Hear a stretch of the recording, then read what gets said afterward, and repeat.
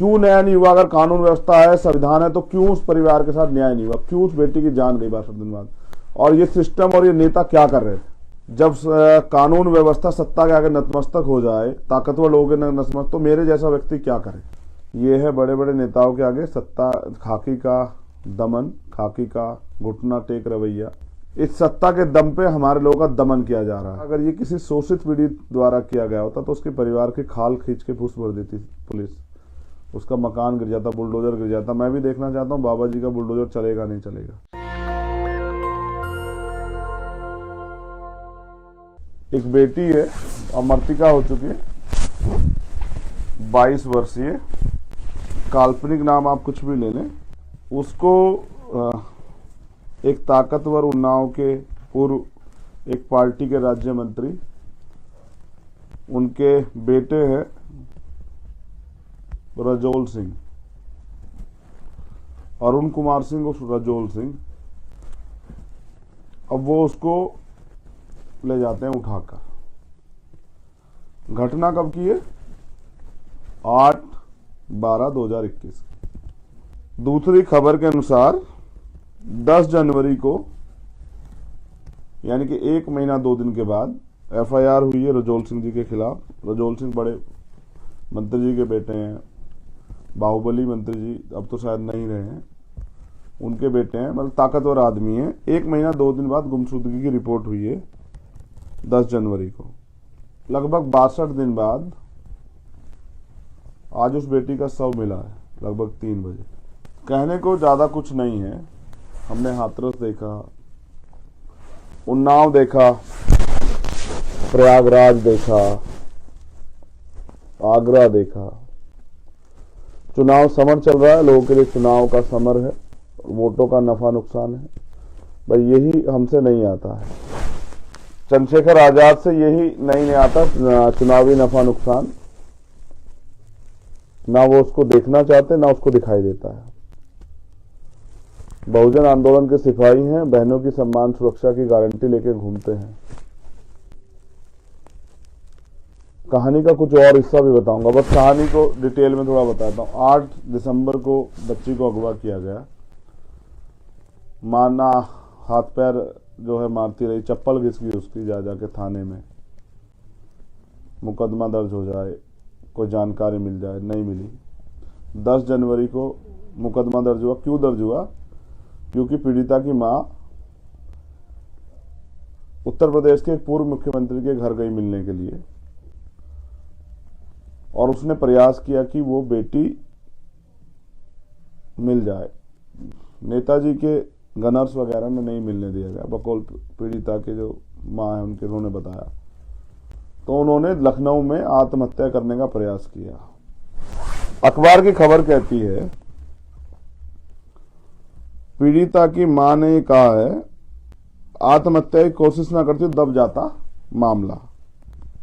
ये 1 फरवरी को छपा हुआ है। 10 जनवरी को रिपोर्ट तो दर्ज हुई, लेकिन उसके बाद कोई कार्रवाई नहीं हुई है। 8 दिसंबर, 10 जनवरी, 1 फरवरी के लगभग, यानी कि 31 जनवरी के लगभग, 30 जनवरी करीब उन्होंने प्रयास किया होगा, तब 1 फरवरी को खबर छपी है। अब एक उनकी माता जी का एक पत्र है जो मेरे पास है यहाँ इस फोन में, ये आप सब लोगों को सुनना चाहिए। उन्होंने क्या लिखा है, ये बड़ी इंटरेस्टिंग कहानी है, आपको खूब आनंद आएगा, क्योंकि आप आनंदित तो हैं ही, और आनंद आपको पेश करते हैं, स्पेशली शोषित वर्ग के लोगों के लिए। दलित होना सबसे बड़ी सजा है इस देश में। मेरी पुत्री उम्र 22 वर्ष, लगभग को दिनांक 8/12/2021 को उन्नाव जिले के एक बाहुबली एवं किसी पार्टी के राज्य मंत्री फतेह बहादुर सिंह के पुत्र अरुण कुमार सिंह उर्फ रजोल सिंह के द्वारा अगवा कर लिया गया। मैं रोज नाक रगड़कर अरुण से अपनी पुत्री वापस मांगती हूं, तो रोज यही कहते हैं कि तेरी पुत्री से अभी मेरा मन नहीं भरा है, कुछ दिन में मन भर जाएगा, वापस कर दूंगा। तेरी बेटी बहुत मस्त है, बाद में लौटा दूंगा। मेरी सुनवाई थाना पुलिस एवं जिला के आला अधिकारी द्वारा नहीं की जा रही है। मुझे डर है कि मेरी बेटी के साथ कहीं अनहोनी ना हो जाए। मैं गरीब दलित महिला हूं, कृपया आप सब लोग मेरी मदद कर एवं पुत्री को इस वैसी दरिंदे से वापस करवाएं। एक माँ ये पत्र लिखती है और रजौल साहब को का मन नहीं भरा है अभी। रजौल जी को उस बेटी में बड़ी इच्छा है, उनमें बड़ा जो आनंद है, तो वो कह रहे हैं कि वो बड़ी मस्त है, जब उनका मन भर जाएगा वो भेज देंगे। ये बेटी आज इसकी डेड बॉडी मिली है, वो भी इस दुनिया में नहीं है। जब मुझे पता लगा बड़ी तकलीफ हुई, मैंने उसके पिता से बात की। पिता पोस्टमार्टम चाहते हैं पैनल के द्वारा।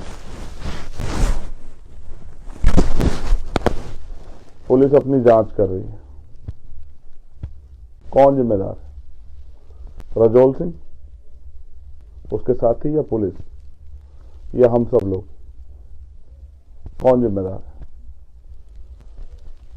ये जो सिस्टम है, इसमें जो कानून व्यवस्था है, उसके लिए कौन जिम्मेदार है? क्या वो एसआई जो जांच कर रहे थे, जिन्होंने 1 महीने तक रिपोर्ट नहीं लिखी, वो एसएचओ जिनकी आंखों के सामने होता रहा, वो सीओ जिनकी जानकारी में सब होता रहा, कौन जिम्मेदार है? क्या अगर पहले दिन रिपोर्ट लिख के रजौल सिंह को बुलाया गया होता, उससे बेटी का पता किया जाता, तो उस बेटी की जान बच जाती? कैसे पाली होगी उन्होंने, भूखे प्यासे रह के, गीले सूखे में रख के। उसकी माँ ने क्या क्या सपने देखे होंगे। रजौल साहब को का मन नहीं भरा है। जो लोग टिप्पणियां करते हैं कि चंद्रशेखर तो मुकदमे करवा देते हैं, चंद्रशेखर तो मैं आपसे पूछ रहा हूं यार, 1 महीना रिपोर्ट दर्ज नहीं हुई है,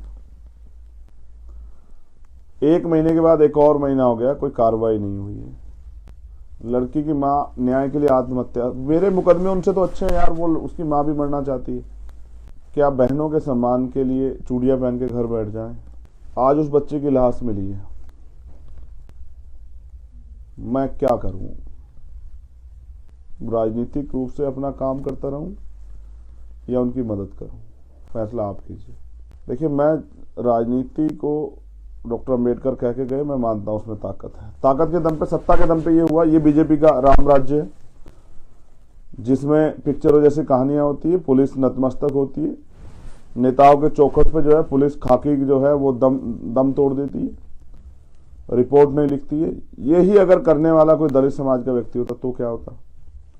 अरुण वाल्मीकि, अगर आपको याद हो, लोहा मंडी आगरा, 25 लाख की चोरी के आरोप में 40 लोग गिरफ्तार किया गया। 30 दिन की जच्चा थी उसकी पत्नी। अरुण की तो पीट पीट के हत्या कर दी गई, लेकिन 30 दिन की जच्चा थी उसकी पत्नी। उसके बदन पे भी कोई जगह नहीं थी जहां उसको पीटा ना गया, उसके कुंडल तक छीनने गए। ये है पुलिस। लेकिन 62 दिन में वो बच्ची नहीं मिली।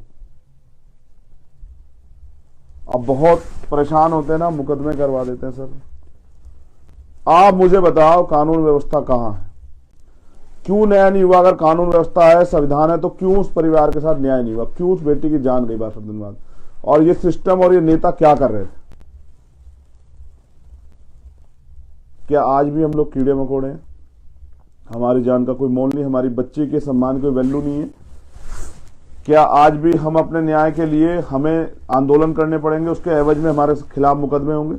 अभी मेरी वहां के हमारे जिलाध्यक्ष से बात, उनका कहना है कि पुलिस उनको ढूंढ रही है, पुलिस उनके परिवार को परेशान कर रही है, पुलिस कह रही है इसमें मत घुसना, पुलिस उनके घर पे, दोनों घर पे पहरा लगाया, पुलिस कह तो राशुका लगा के जेल भेज देंगे। अब आप बताए मैं क्या करूं? रजाई में छिप के घर में बैठ जाए? या उस परिवार की जो उम्मीद है, उस परिवार ने अभी एक वीडियो में कहा कि हम अपने बेटे चंद्रशेखर से कहते हैं कि वो आके हमें न्याय दिलाए। पुलिस और प्रशासन के लोग कहते हैं कि आप मत आइए वरना तो माहौल खराब हो जाएगा। उन माँ बाप से कैसे आंख मिलाएं सर, बताइए। उसकी माँ थाने कचहरी के चक्कर काटती रही, अधिकारियों के चक्कर काटती रही। बड़ी मुश्किल से एसएसपी साहब से मुलाकात हुई, तब जाके जांच वाच आगे बढ़ी। एक 2-3 कैरेक्टर हैं उसमें, जिनके बारे में भी आपको बता दूं, जानना चाहिए आपको। वो उस घटना की जांच करने वाले दरोगा जी, जिनके पास बेटी की मां जाके तहरीर देती रही, प्रेम नारायण दीक्षित जी। उस थाने के इंचार्ज अखिलेश पांडे जी, सब जी वाले मानने लोग हैं। और कृपा शंकर जी सीओ साहब। जब आरोपी को इतनी खुली छूट हो, जब कानून व्यवस्था सत्ता के आगे नतमस्तक हो जाए, ताकतवर लोगों के नतमस्तक, तो मेरे जैसा व्यक्ति क्या करे? इस सत्ता के दम पे हमारे लोगों का दमन किया जा रहा है। देखिए, मैं फिर कह रहा हूं, मेरे लिए राजनीति सेकंड ऑप्शन है, फर्स्ट है जिससे मेरी पहचान है। मैं प्रशासन के लोगों को, पुलिस के लोगों को ये चेतावनी समझिए, ये मेरी अपील समझिए। परिवार से मेरी बात ही, वो चाहता है कि पोस्टमार्टम पैनल से हो, वो भी लखनऊ में। मैं इस घटना की सीबीआई जांच चाहता हूं। उस एसएचओ के खिलाफ, उस सीओ के खिलाफ, उस दरोगा के खिलाफ सेक्शन 4 का मुकदमा दर्ज हो। उन्होंने न्याय को बाधित किया। उस बच्चे की हत्या के दोषी जितना वो रजौल सिंह है, उतने ये लोग भी, अगर ये समय पे काम किए होते, इन्होंने अपनी ड्यूटी को, रिस्पॉन्सिबिलिटी को, कर्तव्य को निभाया होता, तो शायद आज ये दिन नहीं होता। मैं स्पष्ट तौर पे कह रहा हूं, पुलिस प्रशासन, वहां के एसएसपी जो हैं, इस राम राज्य से हमें बचाएं और उस एसएचओ को, उस दरोगा को, उस के खिलाफ मुकदमा दर्ज करें। मैं हंगामा नहीं चाहता हूं, लेकिन अपनी बहन के अस्मिता, उसके सम्मान के साथ खिलवाड़ भी नहीं होने दूंगा। मुझे न्याय चाहिए। मैं 2 दिन का समय सुनिश्चित करता हूं। ये 2 दिन में प्रशासन और पुलिस को देता हूं कि वो सुनिश्चित करे कि न्याय संभव हो। मुख्यमंत्री जी को देता हूं, आदरणीय मुख्यमंत्री जी, जिनको सिर्फ चुनाव लड़ना है, सत्ता का दुरुपयोग करना है, उनको देता हूं कि आप खैर खबर लें। 2 दिन आपके, तीसरा दिन मेरा। 2 दिन में मेरी राजनीति यही कि जब किसी को जरूरत हो मेरी, मैं खड़ा हूंगा वहां। मैं उस मां को, उस पिता को बेटा बनके उनकी मदद करूंगा, उनका विश्वास को मजबूत करूंगा, उनको न्याय दिलाऊंगा, जबकि ये होना नहीं चाहिए था। देखिए ना कितनी अच्छी स्टोरी है। ताकतवर व्यक्ति गरीब की बेटी को उठा ले जाता है, वो उसकी माँ को कहता है मेरा मन नहीं भरा है, जब मन भरेगा भेज दूंगा तेरी बेटी। मस्त है। एक ऐसी कहानी मैंने आजमगढ़ में सुनी थी, इसमें एक सीओ साहब कहें कि छोटी जात की महिलाएं जो है मजा देने के लिए होती है। कितनी बार मैं अपने अंदर को जो है उसको घोट दूं, अपने जो दिल में जो आग उठती है उसको कितनी बार दबा दूं, क्या करूं? इसीलिए मैं अपने लोगों से कहता हूं कि सत्ता की चाबी अपने हाथ में लो। नेताओं को चुनाव लड़ने हैं, नेताओं के लिए चुनाव माहौल है, मेरे लिए कोई माहौल नहीं है। मुझे सिर्फ यही आता है। 2 दिन कप्तान साहब, डीएम साहब, मैं आपको देता हूं। तीसरा दिन मैं आपको नहीं दूंगा। मेरी नफा नुकसान हो चुनावी, मेरा समय का वो हो जाए, लेकिन आज उस परिवार को मेरी जरूरत है। उनकी मांगों को मानिए, न्याय दीजिए, इसकी सीबीआई जांच कराइए, उस दरोगा, इंस्पेक्टर, सीओ के खिलाफ मुकदमा दर्ज कीजिए। अगर आप ऐसा नहीं करते तो फिर 13 तारीख को, यानी कि 2 दिन बाद, फिर मैं उन्नाव जाऊंगा उस परिवार के पास। आप अपनी सारी फोर्स लगा लेना। मैं उस माँ के आंसू पूछने, उस पिता के आंसू पूछने, उस बहन को न्याय दिलाने के लिए जाऊंगा। मैं बात आपको इसलिए बता रहा हूं, लाइव आने का मकसद ये था कि मुझे खबर ये है कि पुलिस जबरदस्ती जो है पोस्टमार्टम करा सकती है, जैसे हाथरस में कराया था। पुलिस जो है जबरन जो है पोस्टमार्टम करा के और अंतिम संस्कार करा सकती है। पुलिस परिवार को डरा सकती है, धमका सकती है, किसी तरह से तोड़ने का प्रयास कर सकती है। तो मैं बस आपको ये बता रहा हूं हाथ जोड़ के कि अभी उसका भाई चंद्रशेखर आजाद जिंदा है, अभी भीम आर्मी, आजाद समाज पार्टी है, अभी उस माँ का बेटा जिंदा है, अभी उस पिता का बेटा जिंदा है। आप उन्हें कमजोर ना माने, आर्थिक रूप से कमजोर है। सामाजिक व्यवस्था में उनको निचले पायदान पे कमजोर वर्ग में बनाया गया, शोषित वर्ग में बनाया गया, लेकिन वो शोषण सहने के लिए नहीं। आजाद भारत है, पिक्चरों जैसी स्टोरियां देखने को मिल रही। ये है राम राज्य, उत्तर प्रदेश की सरकार की कानून व्यवस्था। ये है बड़े बड़े नेताओं के आगे सत्ता, खाकी का दमन, खाकी का घुटना टेक रवैया, मैंने पहले भी कहा, अगर ये किसी शोषित पीड़ित द्वारा किया गया होता तो उसके परिवार के खाल खींच के फूस भर देती पुलिस, उसका मकान गिर जाता, बुलडोजर गिर जाता। मैं भी देखना चाहता हूँ बाबा जी का बुलडोजर चलेगा नहीं चलेगा। मुलाकात होती है 13 तारीख को उन्नाव में आपसे। प्रशासन के लोगों को, मेरे जिलाध्यक्ष को और वहां की टीम को डराना बंद कीजिए, अपना काम कीजिए। आप अच्छा काम करेंगे तो शायद, अच्छा काम करके दिखाएंगे शायद मैं ना हूं, लेकिन अगर आप आरोपी को बचाने का प्रयास करेंगे तो फिर मैं भी आऊंगा और आमना सामना भी होगा।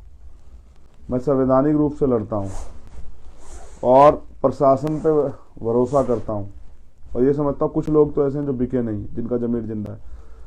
आप सबके यहाँ पे बहन बेटियां हैं, अगर बहन बेटियों के साथ इस तरह ही बहन बेटियां अगवा होंगी और उनके साथ इस तरह से ही हत्याएं होंगी, उनके शरीर को इस तरह ही वैश्यों द्वारा, गुंडों द्वारा नोचा जाएगा, तो कौन बहन बेटी सेफ रहेगी? मैं भक्तों से भी कहना चाहता हूं, कैसे मिलेगा न्याय भाई? मांगने से या इंतजार करने से?